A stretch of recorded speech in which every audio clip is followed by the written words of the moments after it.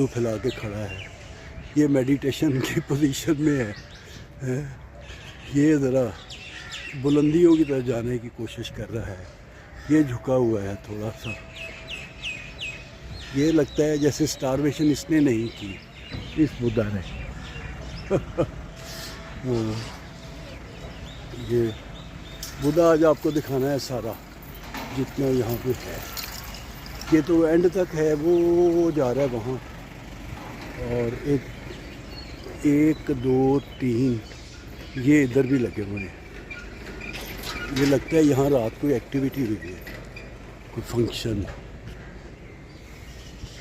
ये लगता है ये जाली वाले फूल है। असली फूल ने जाली ने कागज़ के फूल ने। अच्छा 25,000 का तोड़ा लिया ने।